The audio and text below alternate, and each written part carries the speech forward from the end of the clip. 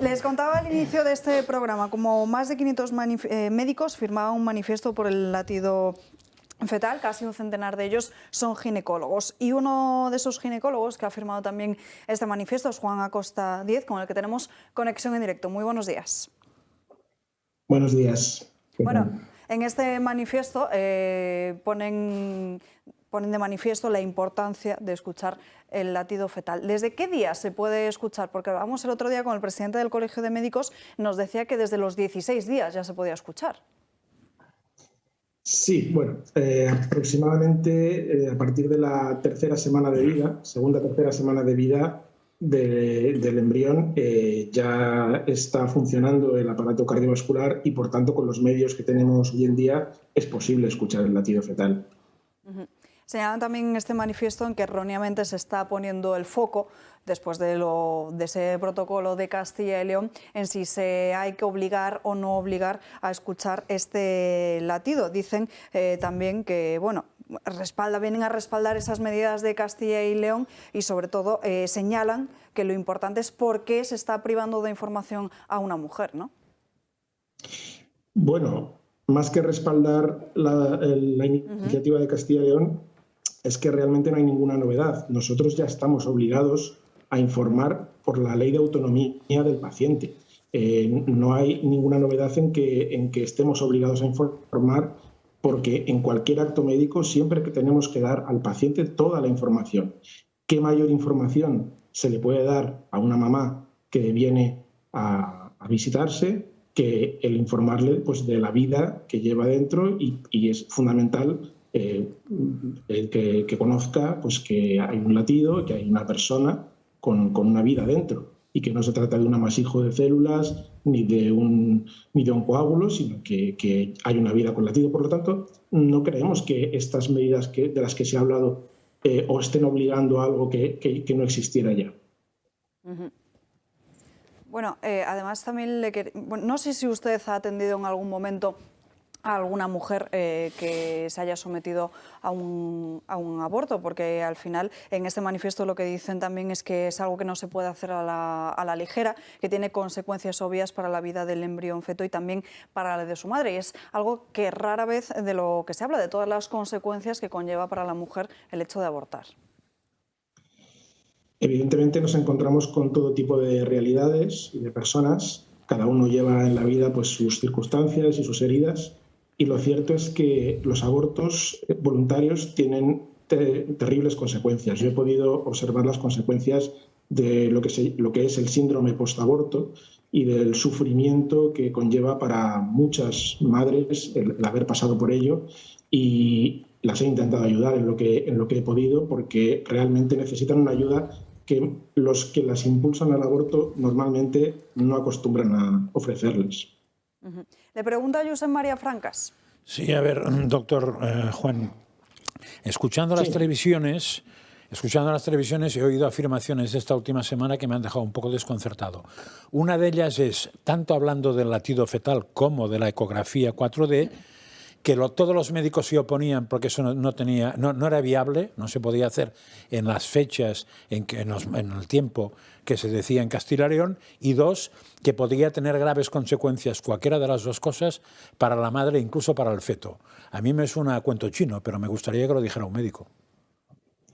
Sí, con esto se ha jugado con medias verdades, se ha manipulado un poco. Hay que diferenciar dos cosas: lo que es la posibilidad de hacer ecografías a todo el mundo en un determinado momento, que eso forma parte de la organización de los servicios sanitarios de cada lugar, que ahí nosotros no entramos. Y por otro lado, el hecho de si la ecografía Doppler, que es la que se utiliza para escuchar el latido, no la 4D. La verdad es que meter la 4D en todo esto, no sé. No, lo importante para escuchar el latido es tener, pues, un Doppler. Se ha dicho que esto puede llegar a ser malo para la criatura, que puede ocasionarle un daño. Vamos a ver. Es cierto que a determinadas irradiaciones y sobre un periodo de tiempo prolongado se ha observado en experiencias con animales que pueden llegar a subir un poquito la temperatura de los tejidos si abusamos del uso de esta tecnología. Pero la verdad es que para escuchar el latido fetal basta con unos segundos y para eso acoplamos los niveles de energía a unos niveles de seguridad en los cuales sabemos que no tienen ningún efecto.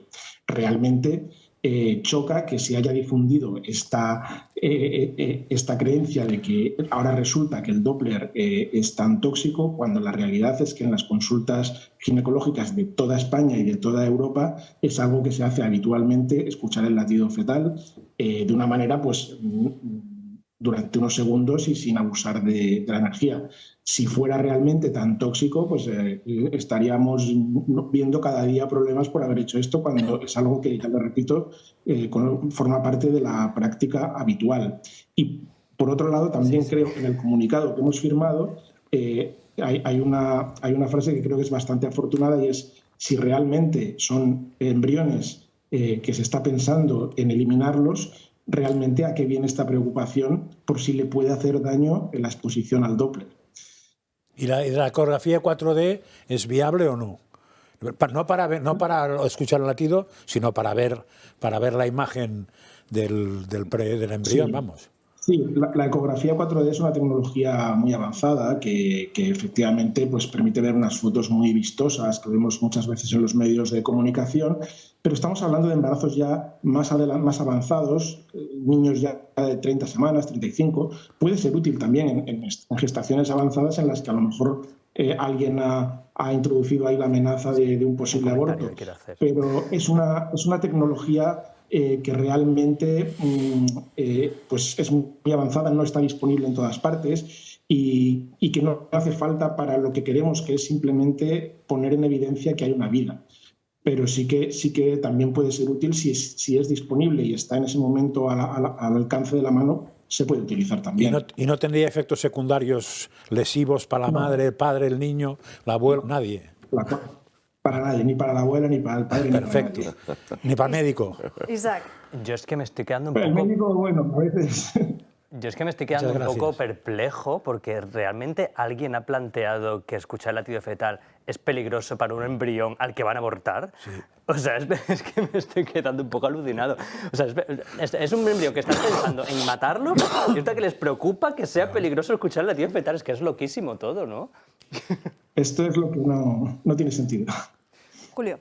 Doctor, buenos días. Primero, muchísimas gracias. Yo he comenzado este programa explicando mi gran alegría por qué se haya producido este manifiesto, porque haya 500 personas que además son médicos y por tanto tienen una especialísima cualificación para opinar sobre este asunto, y porque se haya roto el silencio, porque en este debate yo desde luego personalmente he echado mucho de menos el que las personas que están en contacto constantemente con esta realidad expliquen a la sociedad de qué estamos hablando.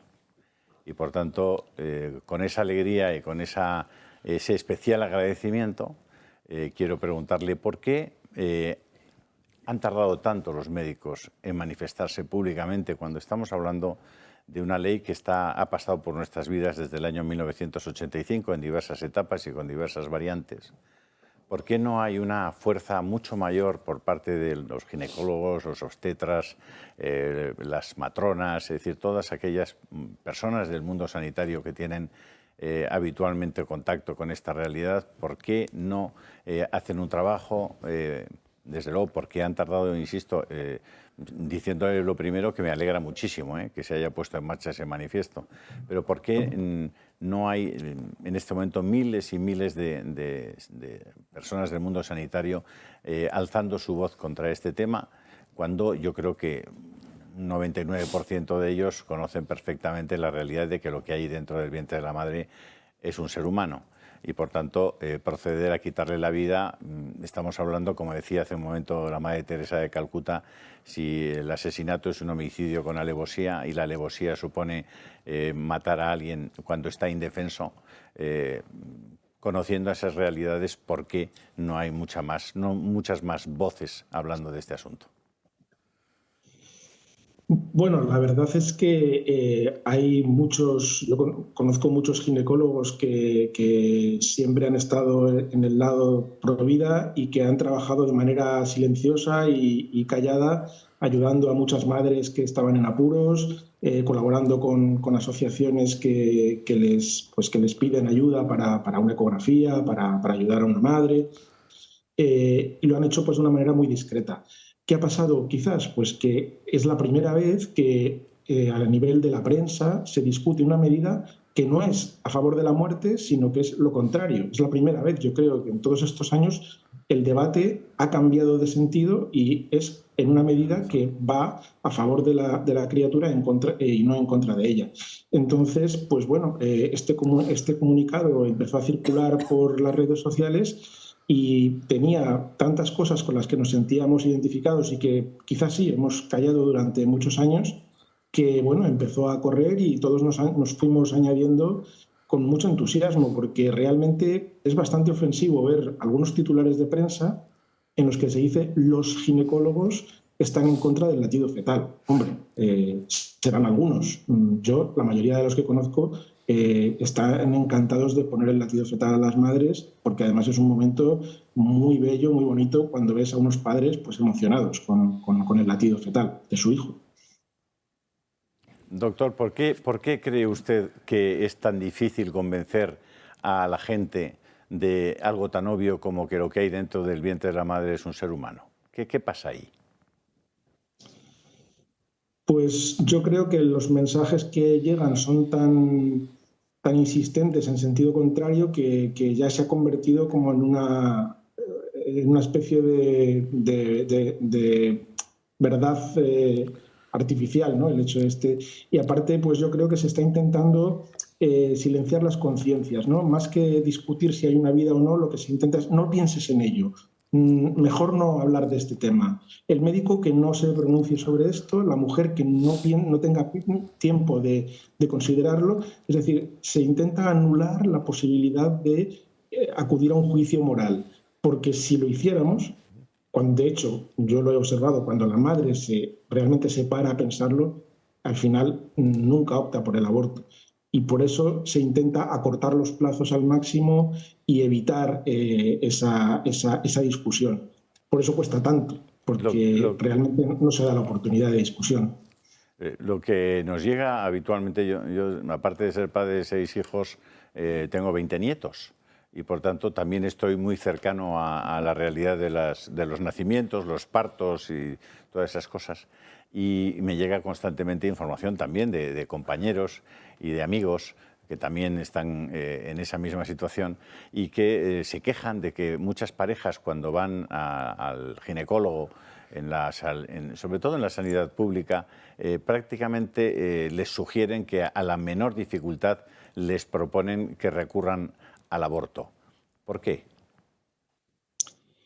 Sí, no puedo decir que sea siempre así, no puedo juzgar la conducta de otros compañeros. Yo sí que es verdad que por algunos pacientes míos he tenido esa experiencia de cómo a la que ha habido algún parámetro que ha salido un poco de lo normal, reciben una gran presión.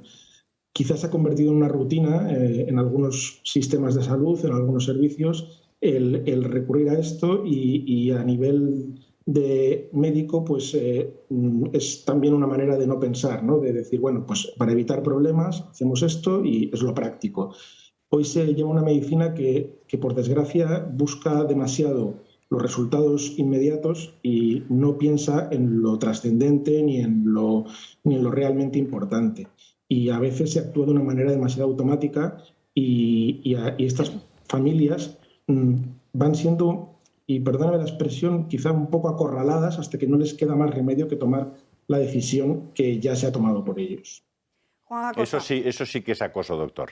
Eso sí que es de verdad acoso a las madres. Espero que pueda usted venir a este plató un día de estos y podamos debatir un poco más a fondo sobre el asunto. Muchísimas gracias de verdad. Muchas gracias. A ustedes.